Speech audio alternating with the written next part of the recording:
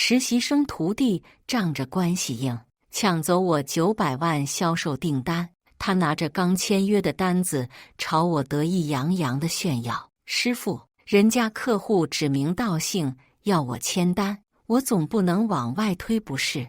要怪就怪你自己不好好上班，整天就知道游手好闲，别黑着一张老黑脸了。实在不行，我请你吃5毛钱的辣条。他这话倒显得我小气了，偏偏领导还帮着他跟我打太极，让我别为难小姑娘。我冷笑，他们怕不是忘了，公司大半的业绩都是靠我撑着。大家好，开始今天的分享之前，希望你能给人间烟火点个订阅，我将会分享更多优质的内容。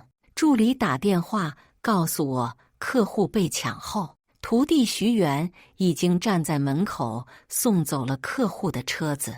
我找到他时，徐元一改往日卑微态度，冲我炫耀着销售签单。师傅，这可不能怪我啊，你天天迟到早退，总不能一直让客户等着，我就帮你接待一下，结果人家就跟我签单了，你得感谢我，要不是我你就得罪客户了。师傅，你这黑着脸又是什么意思？怪我抢你客户吗？人家李总非要在我这签单，我能有什么办法？我看着徐元，就听他嘴巴像机关枪一样说个不停，根本插不了话。我和客户约了11点，客户提前10分钟到，这10分钟能完成一笔900万的交易。别跟我扯这些，你敢说没打我名字签单？这时客户给我发信息：小冷，发烧好些了吗？我刚刚看回执签单上不是你的名字，是什么情况啊？看完信息，我立刻就明白了，一定是徐元打着我的名义签的单。我立马回信息安抚客户，签单名字有点失误，你放心，回头改一下就好了，以后这方面销售还是我。900万不是小数字，客户信任我，我就得为这份信任负责，所以第一时间安抚客户，是公司内部员工失误。回完信息，我看着还一脸得意的徐元，眯着眼问他：你是用我的名义抢我的客户啊？徐元，你是不想在这一行干了吗？销售一行最忌讳的就是抢客户，他却敢这么明目张胆地搞，领导不可能不知道，而且我还是带他的师傅，一旦把这事说了以后，就没人敢用他。我劝你，趁现在事情没闹大，赶紧把名字改回来。规劝是我对他最大的底线和宽容，我希望他识相乖乖听话，不要把事情闹大，否则闹得公司人尽皆知，对他对我都不好。可偏偏徐元一副你奈我何，吊儿郎当地看着我。师傅，你是猴子请来的逗逼吗？我的客户凭什么让给你啊？你自己3天打鱼2天晒网的，一周5天搬你来个3两趟，你怠慢了客户，我把客户照顾好留下来，那是我的本事，凭什么要让给你啊？我虽然刚毕业不久，现在还在实习期，但你也不能这么欺负我吧？说着，他拿起手机对着我一顿拍，然后发小红书，边发还边语音录入吐槽：真的是什么人都有，什么都不教的烂师傅，还要抢我订单，家人们评评理，还有没有王法了？他把自己形容得特别委屈，说的全都是有利于自己的话，对于事实，他是一个字不提。很好，你很有骨气。我当场就被气笑了，直接拿着他手里的签单合同就往公司走。徐元立马将我拦住：师傅，你何必这么一副受委屈黑着脸的模样？大家都是公司里的普通员工，谁也没比谁高人一等，不管客户是谁拉进来的，都是公司的业绩，能有什么区别？你不要一副小肚鸡肠的样子行吗？大不了我请你吃辣条，买个贵的5块钱的总行了吧，就当是感谢你这段时间对我的照顾了。我看着他那副小人得志的嘴脸，恨不能给自己2巴掌。徐媛刚进公司就是我带着，她是我同学的妹妹，考虑到这一层关系，我自然会上心一些。我掏心掏肺教她如何开发客户，维系客情。几个月过去，她在新人里成绩一直是名列前茅，我也真的为她的进步高兴，时常还会提点她一些做错的地方，甚至还告诉她送礼的学问。但我没想到她会背刺我，还说出请我吃辣条这种气人的话。你的辣条我吃不起，还有以后别叫我师傅，你这种喜欢抢师傅客户的牛人我教不了。偏偏徐媛听不出我好赖话，或者说她无所谓，冷笑着冲我摊手，不吃就不吃，我还省钱了呢。你干嘛一副受气包的样子？脸黑得跟个炭似的，明明是你迟到早退，错过了客户，还不允许我们年轻人奋斗挣钱了是吗？天底下哪有这种事情？你就算闹到领导那儿，我也是有道理的。你这个老女人，叫你一声师傅，还真把自己当盘菜了。正好我也不想叫了，好聚好散吧，以后咱们各凭本事。不过你这个客户嘛，已经是我的，你就别做梦想要回去了。听到这里，我知道再多说就是废话了，没等他继续放狠话，转身就去了林总办公室。林总似乎知道些什么，一看到我，不等我说话就开口劝我：燕妮啊，这都已经是确定的事情了，你还要坚持抢徐媛的客户，说出去多不好听，这是得怪你自己。1个星期就5天班，你能来上3天就不错了，所以你不在，徐媛总不能让那么大的客户等着你吧？那才是我们公司最大的失职。我强压心中的怒火解释，客户就比我早到10分钟，我们约好了11点，是徐媛让我给顺路他带感冒药，所以我才迟到的。说完，我把和客户的聊天记录递给林总看。我的客户还不知道真相，他要的是跟我签单，是徐媛抢走了我的客户。我不卑不亢的态度让林总脸色黑了下来。燕妮，我看你这些日子是越来越过分了，我还没听过让客户等销售的道理，你自己迟到了，怪得了别人吗？徐媛帮你弥补了错误，为公司的形象提升做出贡献，你还怪他抢客户？如果没他，客户说不定早跑了，我哪里还看不出来？林总这是和徐媛一伙的，如此偏袒一个实习生，你该不会喜欢他吧？燕妮，你放肆！面对我的猜测，林总直接急眼了。我喜不喜欢他都不影响我工作的专业性，是你自己迟到早退，没来得及接待客户。徐媛工作认真上班，态度又好，客户被他签了，那是他的本事。说到这里，林总缓了缓，语气软了一些。燕妮，我知道这件事你很郁闷，但有些话不能乱说。你不是最近要出去旅游吗？这样，我给你批7天假，你好好放松一下，顺便反思一下自己。燕妮，做人留一线，你每个月工资是全公司最高的，就连我这个领导都没有你的零头多。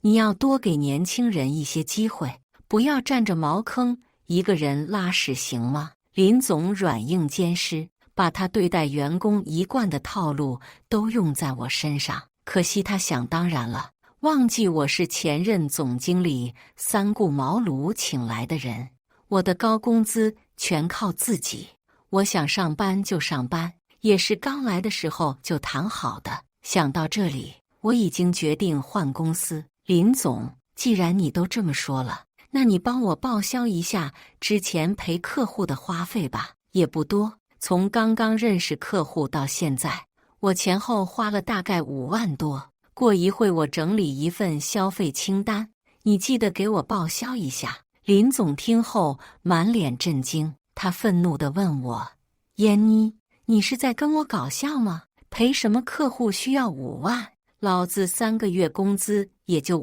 万，你自己私人消费，跟公司有什么关系？凭什么找我报销？再说，你说这是维护客户的费用，我就要信。万一你乱报价，怎么算？我看你就是心里不服气，故意噎着我，让我难做吧。燕妮，你怎么说也是老员工了，公司需要的并不是你一木独知，需要的是大家一起努力。公司现在需要新鲜血液，你也应该让位。老爸占销冠的位置，让底下那些员工都没有拼劲了。你要是愿意呢，最好再让点客户给徐源，不愿意也没关系，但也不能阻止人家变得更好吧。燕妮啊，总之一句话，我劝你善良，最好别动那些歪脑筋，不然吃亏的还是你自己。哈哈哈哈！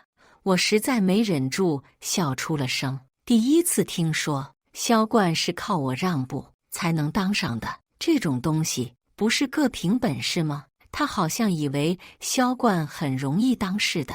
林总是属于走关系空降过来的领导，本以为他有点东西，没想到就是个只会乱指点的外行。我懒得跟他废话，直接登录公司 App， 编辑辞职申请，然后发送。我倒要看看自己真走了，他这个总经理的位置还能不能继续做？离开办公室的时候，碰巧迎面遇见徐源，他看到我，扬了扬手里的销售签单：“师傅，是不是吃闭门羹了呀？大人时代变了，资历并不是万能的。”他得意极了，就连说话的语气也没有之前的唯唯诺诺。我还没接话呢，他干脆开启嘲讽模式：“你手里客户多是没错，但那都是你干的时间久，比我早来几年而已。你还真以为是靠你自己的本事啊？如果我没有本事，你的客户凭什么会在我的销售签单上签字呢？”说着，他拍了拍百褶短裙，踩着高傲的小步伐，一脸傲娇地进了总经理办公室。“林总，你看我就说没问题吧，大客户900万的签单，不还是被我拿下了？”徐源的声音不小，我在门外听得清楚，他似乎故意加大了声音，就是说给我听的。我没有立即离开，而是站在门外听林总的反应。“徐源呐，你要学会低调，距离超过燕妮还有很长的路。我看过他这几年的工作记录，咱们公司有一大半的业绩都是他拉进来的。你有信心超过他吗？”“放心吧，林总，我一定幸不辱命。跟了徐源这么久，他就那3板斧，就是送礼，请客，然后根据客户的爱好对症下药嘛。这种事儿对我来说完全没有难度。但是林总，您得及时给我报销啊，不然我这点钱不够的。”林总的声音再次响起：“后勤的问题不是问题，我会联合其他部门全力配合你的，你只管去做，出了事我担着。”徐源的声音耳力可听得变得欢快，还不忘拍马屁：“主要是咱们公司的产品好，而且还有林总您的英明领导，我好多同行的姐妹都羡慕我有您这样神武的领导呢。”这话夸得林总狗尾巴都翘起来了。他本来就是走亲戚关系空降的领导，在这个分公司，很多权力都被其他部门分散了。我眉宇突然舒展开来，林总权力几乎被架空，所以他想要通过徐源这个棋子来完成自己的权力整合。可怜的徐源啊，你还是太年轻了。如果我没有资源、没有背景的情况下，或许林总能做得长久。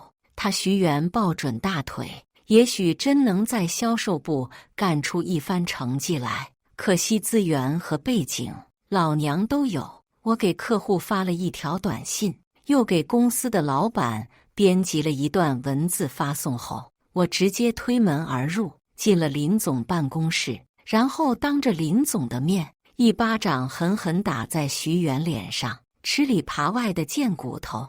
真以为老娘好欺负啊？徐元捂着脸，先是一脸震惊地望着我，随后他也炸了：“你居然敢打我，我跟你拼了！”说着，他疯了一样朝我冲过来。好在我早有准备，一只手摁住他的头，任由他双手疯狂抓挠，也不能前进一步对我造成实质性的伤害。我冷笑一声，嘲讽他：“小矮子，你以为有姓林的给你托底，你就可以在公司横着走了？还抢我客户，你算是个什么东西？全身上下有一件衣服超过500了吗？实习生就该有实习生的样子，而不是在我面前吆五喝六。你妈不教育你，老娘替你妈好好教育你！”说着，我一巴掌打在他脸上，砰！够了！林总怒拍桌子，指着我说：“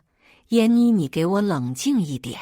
当着我的面打人，你还把我这个总经理放在眼里吗？”我进办公室的时候，门故意没关，屋里的动静吸引了不少同事上前围观。徐元看到有人来了，立马大声吆喝：“还有天理吗？还有王法吗？本姑娘凭自己能力拿到销售签单，结果燕妮仗着自己是老员工，逼我把名字改成她的，大家给我评评理啊！”说着说着，她哭了起来。今年招了很多新实习生，他们不如老员工了解我，纷纷对我指指点点。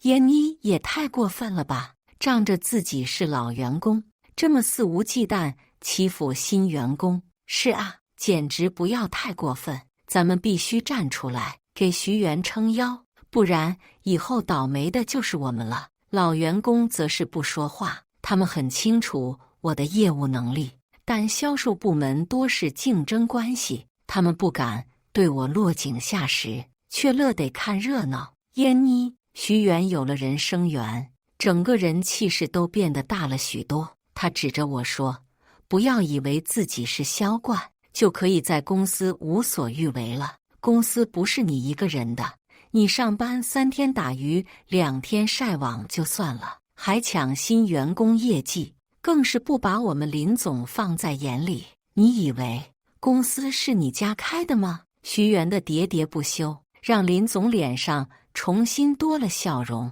看向他的目光里满是赞许，就好像在说：“我果然没有看错徐元。”于是林总站出来，清了清嗓子道：“我说句公道话吧，今天这个事情是老员工欺负新员工，我们公司的宗旨就是团结友爱。燕妮，你太过分了，所以我决定代表公司将你辞退，你没有意见吧？”此话一出，全场哗然，就连看热闹的老员工也忍不住替我鸣不平了。林总，虽然我们和燕妮姐关系一般，但她怎么也是咱们公司的销冠，每个月1大半的业绩都是她干的，你这直接把她开了，是不是太让人寒心了？现在就业环境这么差，老员工心里很清楚，看热闹和我被辞退2件事孰轻孰重。可以说，他们有很大一部分人都是靠我的业绩养着，一旦我离开，公司营收骤降，他们的工资也得降级，触及到老员工的利益了，他们当然要帮我说话。对此我并不生气，正如我的利益被徐元这个贱蹄子抢走了一个道理。谁料不说还好，一说公司靠我撑着，林总的脸色更难看了，就看他再次猛拍桌子，愤怒道：“你们这么多人，还比不过一个燕妮？我今天还就要开了他，现在敢在我办公室打人，明天就能在我办公室杀人，我就不信了。离开他，公司还能活不了了。滚！燕妮，你给我滚去人事部打辞职报告！”我两手一摊，冷笑连连。我又没犯错，为什么要辞职？就算要走，那也是你对我裁员。本来我是打算闹完就去辞职，但现在我偏不如他的意，谁让我不舒服，我就让谁不爽。林总却铁了心要把我赶走，于是大手一挥，直接在线上申请了一份裁员报告，发给了我，签字吧。你不就贪那点赔偿吗？老子都给你，咱们公司不差你这点钱。我打开 App 秒签，本来我就想走了，他还主动给我赔偿，这种好事我怎么可能会放过？字我已经签了，记得把赔偿打给我。15号之前如果没到账，我就去起诉公司。姓林的，你才来公司没多久，被起诉一定很难过吧？我冲着他冷笑一声，潇洒地转身离去。我在家躺了1个星期，但是这1个星期，我并不是什么事情都没干。原公司的竞争公司向我抛出橄榄枝，开出原公司3倍的工资。老总更是亲自打电话过来，邀请我入职。燕总，只要您加入咱们公司，以后销售部归您管，经理和总经理，没有人可以干预你的工作，全年可居家办公，只需要线上打卡就好。您看行吧？我考虑考虑，回头我跟我爸商量一下。哎，好的好的，那您忙，我先挂了哈。嘟嘟嘟。对方客客气气挂断了电话，我百无聊赖地躺在沙发上玩着手机。不多时，我爸回来了，他放下公文包，圈子里都传开了，听说你被一个实习生欺负了。我忍不住从沙发上坐起来，爸，消息怎么都传到您那儿了？我爸乐呵呵地摇头，你把原来公司那些客户全都拉走了。人家那不得炸了吗？估计用不了多久，那个姓林的就会上门找你道歉了吧？我冷笑一声，正好老公司不想干了，他道歉我受着，回去免谈。看我这副傲娇模样，我爸忍不住再次摇头，宠溺道：“你啊，我爸就是人们口中的建材老总，哪怕现在市场并不是多好，但他依旧是本地有名的商人。”我的那些客户其实都是看在我爸的面子上，才愿意给我做个顺水人情。这世界上什么都缺，就是不缺人。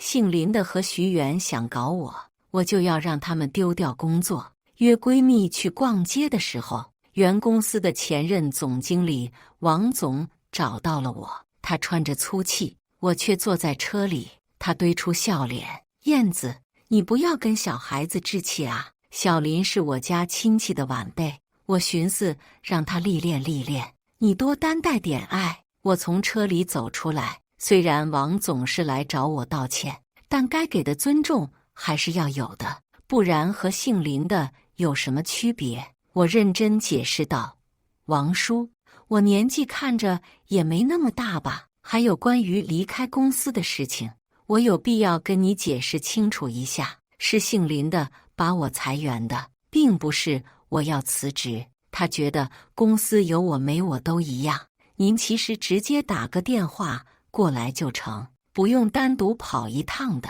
你看那个姓林的不也没来吗？”我在点他没有诚意，王总却装作不知。哎呀，小林还小，回头我让他跟你道个歉。你是公司老员工，我要是放你走了，以后销售部人人自危。放心，只要你愿意回来，销售部以后归你管，工资 double。我逐渐没了耐心。竞争公司老总昨天亲自打了电话过来，你是双倍，他给的是3倍，只需要居家办公就好了。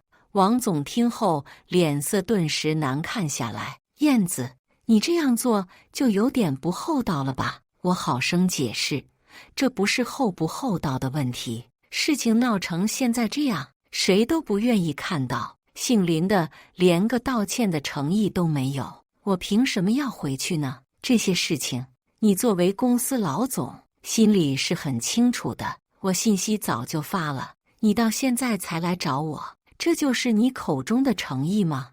王总到底也是个总，所以当我说出这些话以后，他抹不开面子，板着脸对我说：“燕子，你我同事一场，何必弄得这么难堪？还用3倍工资来威胁我？如果你真不愿意回来，那我只能追究你带走客户的违约责任了。”我听后瞪大眼，不可置信地看着他。王总还是那个王总，只是他不再是我以前认识的那个王总了。以前的王总从来不会说这种绝情的话，否则我也不会亲自下车跟他说话，以示尊重。既如此，那就公事公办呗。我无所谓地摆了摆手，反正我的合同都是一批一批签的，再有3个月合同就到期了。闺蜜开车，我上车关门，示意闺蜜开车。王总也没料到我会这么狠心，脸色一变再变，跟着车后面追。燕子，你别走，没有你我可怎么活啊？闺蜜调侃我，她该不会再追你吧？这种陈年老梗的话，她居然也说得出口。我尴尬一笑。当天晚上，姓林的带着徐元敲响了我家门。他一改往日嚣张的态度，提着礼品，堆着笑脸。燕妮，砰！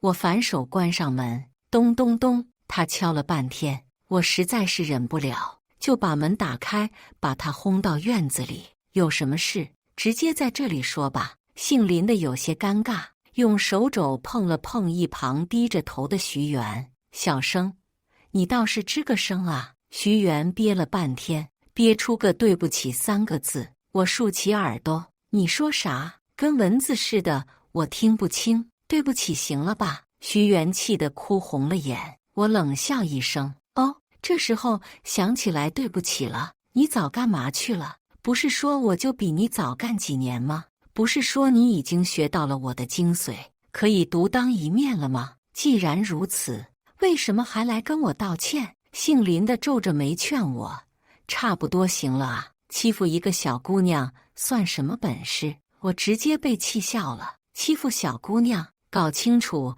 是你们欺负我的好吗？道歉一点诚意没有。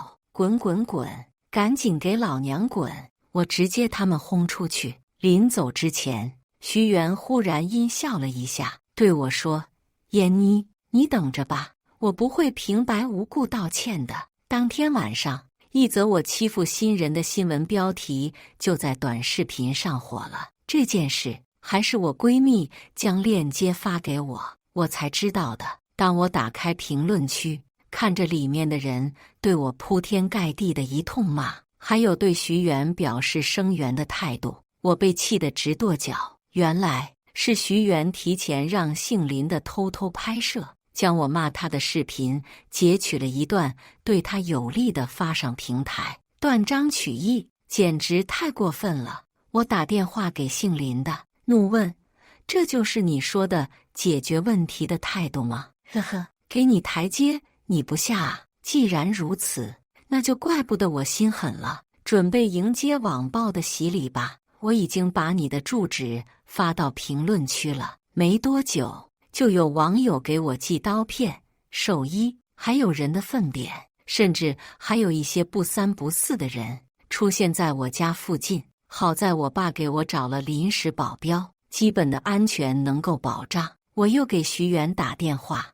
赶紧把那些帖子都删了，不然你会后悔的。电话里的徐元傲娇极了，冲我冷笑一声：“为什么要删？那天你如果接受道歉，或许就不会有这么一天。都是你自己做的，活该。”我挂断电话，最后拨给了王总。如果他也不管这件事，那我只能采取更强硬的态度了。让我没想到的是，王总居然真不管这件事。我打电话给他，他就跟我打太极。事已至此，那就怪不得我了。刚好3月合同到期，我联系自己的10几个大客户，全部和我的新公司签单。这还不够，我还利用老爸的资源，将林总公司之前的几个不属于我的大客户也都一次性抢了过来，甚至还把原公司的一些厉害的老员工也高薪给请到自己公司。一下子，姓林的手里除了徐元这个实习生，就只剩下其他实习生，还有一些混子员工。公司的业绩当月就一落千丈。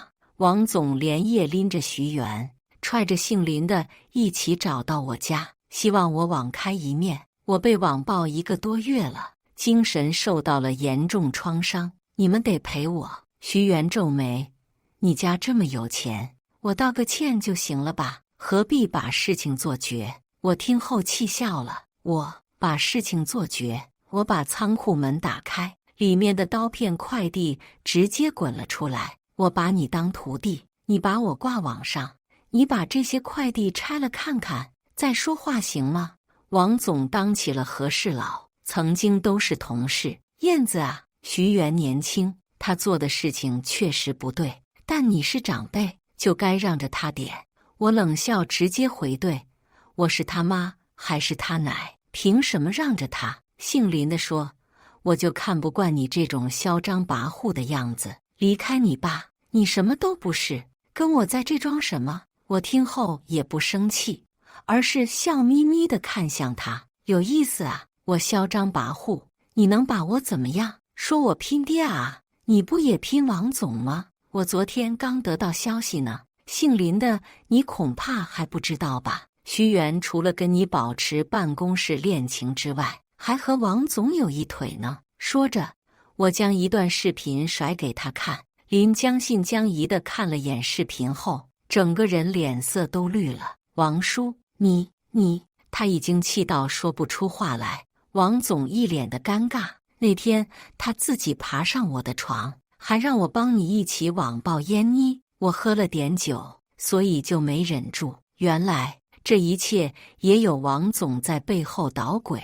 我就说，为什么林和徐元发的视频那么快就火了？肯定是王总给了钱买的热度。本来我只想其人之道还治其身，拍下视频发平台自证一下清白。如今看来，我这是要报警才行啊！想到这里，我二话不说就拨通了110。没多久，民警到了，我将藏在自己衣领的微型监控递给他们。徐元三人都傻眼了，他愤怒地质问我：“你居然偷拍！”我已经懒得跟他搭话了。靠身体上位的女人，我不评价，但是靠身体上位还欺负我的女人，我必须踩一脚才肯满意。现在视频证据确凿，我要告他们诬陷和网暴。我请了律师团，快马加鞭整理好一切对我有利的证据后，直接起诉徐元和林。至于王总，由我爸去对付。王总的公司在行业里也算小有名气，但和我爸这尊大佛比起来，那就完全不够看了。尤其是我爸有史以来破天荒地在朋友圈发布关于王总欺负他女儿小作文这件事以后，消息直接就在圈子里传开了，评论区更是炸开了锅。跟我爸关系好的几个叔叔也提供了很高的情绪价值。建材刘总，哟，小公主受欺负了，放心，我已经把她拉黑了，哈哈。煤矿陈总，搞不懂这种人，为了一个女人把自己公司赔进去，跟他合作那不是找死吗？没多久，王总的公司从入不敷出瞬间倒闭，再然后我就听说王总一纸状书将林告上了法庭，理由是挪用公款。我听后震惊，打听后才知道，林将公司的资产偷偷转移了。王总现在成了光杆司令，准确来说是光杆琼司令。我在家嗑瓜子看电视，王总带着徐元亲自登门道歉。这一次，两人都没有了往日那嚣张跋扈的态度。王总更是恨不能直接给我跪下道歉，希望我一定要回到他的公司，因为现在只有我能救他。徐元整个人都傻了，他以前只觉得我爸有钱，现在才发现我爸在社会上的能量不是他能想象的。抱歉啊，如果是半个月前，或许我会看在共事一场的份上退一步，但是现在不可能了。说完我就关了门。不多时，外面传来两人争吵，我透过监控看到了王总揪着徐元的头发，对着他猛踹。贱女人，我把你送到燕妮身边学习，结果你跟我侄子有一腿。你们俩把老子坑惨了，害我老婆也跑了。”打完以后，王总气消了些，掐着腰自言自语：“老婆跑了也好，以后你就跟着我过日子吧，正好名正言顺了。”徐元被打得鼻青脸肿，但他嗤笑一声：“做你的春秋大梦呢？一个逼钱没有的老男人，本姑娘凭什么嫁给你？”我爸说，为了防止不必要的麻烦和某些人狗急跳墙，建议我换一个住处。我在新公司附近买了一套房住下后，慢慢融入到新的工作环境里去。在新的工作里，我认识了自己人生的另一半。后来我听说，徐元换工作后，又通过同样手段征服了自己的领导。可惜他这一次很惨，领导的老婆很强势，找人直接给他打进了医院。以上就是今天分享的故事。大家有什么想说的、想吐槽的，欢迎在下方评论交流。也更希望能给人间烟火点个订阅，我将会分享更多优质的故事内容。